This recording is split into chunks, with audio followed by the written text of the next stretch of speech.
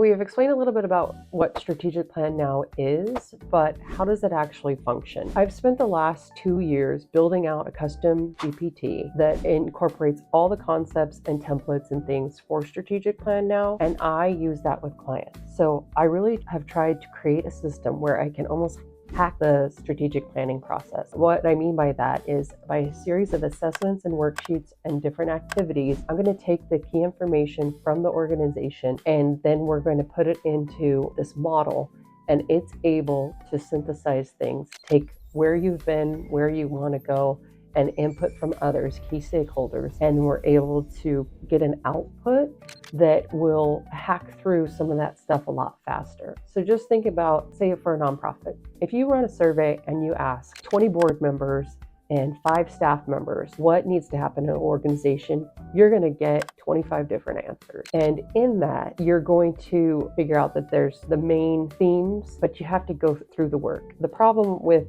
people leading that process, especially people who are connected to the organization, is that they have their own bias. They are going to naturally gravitate to what they believe the organization is versus what it might be if you looked at and considered all the stakeholders on a more even playing field. And that's where you taking and leveraging something like an AI model that has been trained in strategic planning, and you're able to cut through those things. You take these assessments, we pull them together, and the AI is able to analyze it and put out what is the common themes that are closer to what the majority of the stakeholders are going to say versus just those that are in positions of power or the ones that are leading the effort. And there isn't usually malice in the process. It's that people are naturally biased to their own opinions. So if you're going to take the time to get the input from stakeholders, then you want it to be truly reflected in the finished product. And that's where the time that I've spent in creating this system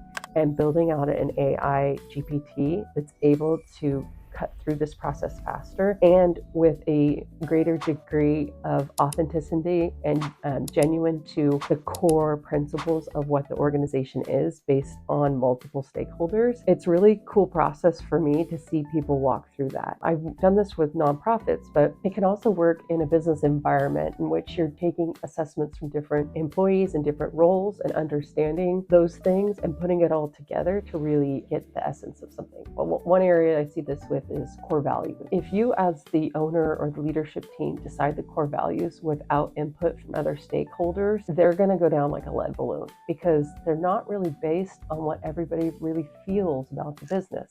The core values need to reflect the organization, but also have a little bit of sprinkle of aspirational, what the organization is headed to, or what people think of the organization or want it to be aspirationally. An employee wants to work for an employer that values trust, respect, collaboration, different things, all these words that come out, and there's a natural bubbling up of what the language of the organization is. So the words that the leadership team might decide on or the owner may be very different than what the staff would say. By taking the key stakeholders and including them in the process, you can define what those core values are. You have a word or short phrase that is that core value, or however you want to call it, core principle. It's essentially your values that you're agreeing. This is how we work together. This is how we agree that we want our environment to be.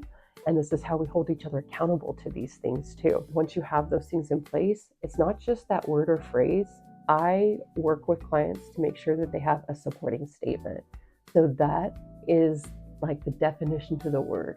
It really gives the context for that specific organization as to what does that mean? How do we practice this? This isn't just a word. We need to make sure that collaboration means the same thing to all of us. We work through those sorts of things, and I have different exercises for that. The strategic planning process can be very involved, but I've taken the time to invest in building a resource and a tool that can help make it faster and simpler for nonprofits and for business owners. I have 2 different models because nonprofits do have some nuances, particularly with different types of stakeholders and working with volunteer structures. 2 different models, the GPTs that I've created with similar concepts, but a little bit different templates and processes for each.